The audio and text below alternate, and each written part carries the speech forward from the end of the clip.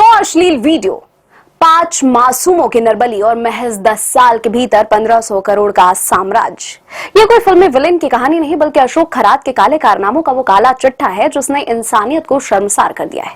आखिर कैसे एक शख्स ने कानून की नाक के नीचे इतना बड़ा और खौफनाक नेटवर्क खड़ा कर लिया, आज हम परत दर परत खोलेंगे अशोक खरात के उस खूनी और गंदे साम्राज्य के राज जिसकी जड़ें उम्मीद से कहीं ज्यादा गहरी हैं।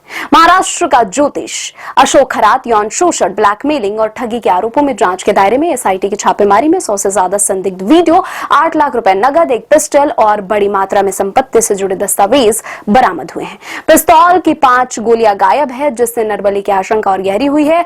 अब तक उसके खिलाफ दुष्कर्म, ब्लैकमेलिंग और अंधश्रद्धा दोषी कानून के तहत 8 केस दर्ज हो चुके हैं। दरअसल पुलिस ने 67 साल के खरात को 35 साल की महिला से बार-बार रेप करने और ब्लैकमेल करने के आरोप में 18 मार्च को गिरफ्तार कर लिया था। अशोक खरात खुद को ऑस्ट्रेलियाई मर्चेंट नेवी का कैप्टन और कॉस्मोलॉजी एक्सपर्ट बताता था। उसने दावा किया कि वो 154 देशों की यात्रा कर चुका है, 12 विदेशी भाषाएं जानता है। उसने 154 देशों में सबसे ज्यादा बार टर्की की यात्रा की है। उसने कहा कि वो पिछले 5 साल में 15 बार टर्की गया। खरात ने 10 से 12 साल में करीब 1500 करोड़ का बेनामी साम्राज्य खड़ा किया। वह एल्विश हनी नाम से शहद बेचता था जिसके बारे में दावा किया गया कि यह शहद टर्की की समुद्री गुफाओं से लाया गया है।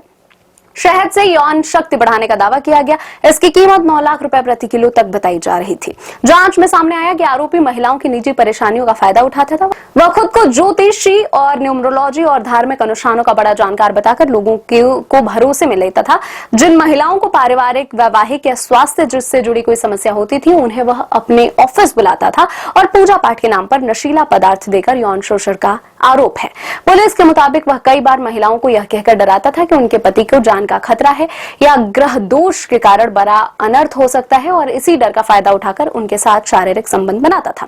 इस पूरे मामले का खुलासा तब हुआ जब 27 साल की एक महिला ने पुलिस में शिकायत दर्ज कराई और आरोप लगाया कि उसे कई बार पूजा के बहाने बुलाकर उसके साथ दुष्कर्म किया गया। शिकायत के बाद पुलिस ने मामला दर्ज किया और अब स्पेशल इन्वेस्टिगेशन टीम इस पूरे नेटवर्क की जांच कर रही है। अशोक खरात ने करीब 20 साल पहले मर्चेंट नेवी से रिटायर होने के बाद ज्योतिष का काम शुरू किया था।